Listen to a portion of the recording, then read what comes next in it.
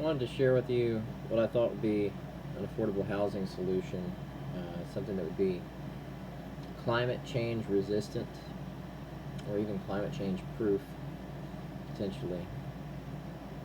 There are high cube containers, some of you already know where I'm going with this, and cargo containers that you can get that are completely watertight, and you can put a vent on the top that allows for air exchange so that you don't suffocate to death, and bring cool air or regular air in from the outside and still maintain the water tightness against flood condition.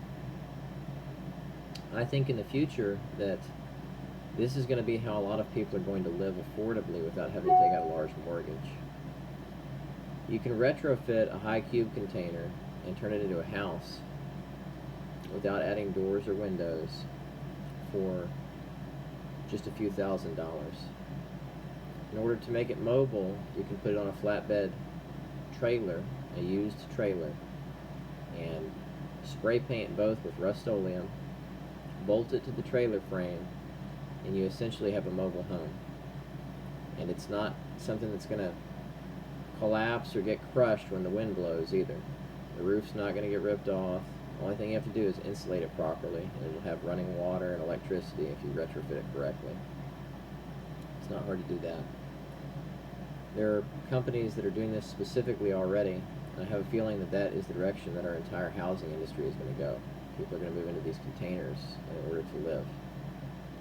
And it's ironic because I spent about 6 years working in these containers that I'm talking about, so I know how high the ceilings are. Sometimes they have a 10 or 12 foot ceiling, and I know that there's a tremendous amount of space inside of these rectangular cube containers, and they're extremely durable, and they're wind resistant, and they are hail resistant. Take a very large piece of ice to penetrate the roof of that thing. One of those things, I mean, they're made out of steel. It's corrugated steel, so unless a tree falls on it, you really don't have much to worry about, unless the water gets higher than the top of the container, in which case then you really better be out of there.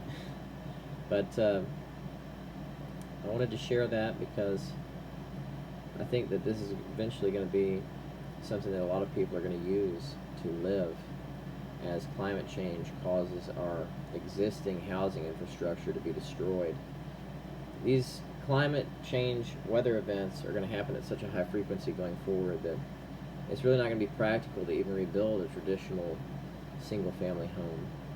It's going to be more practical just to abandon the property completely and move into one of these containers and go somewhere where you're not getting floods and hurricanes every 6 months to a year, sometimes more often than that.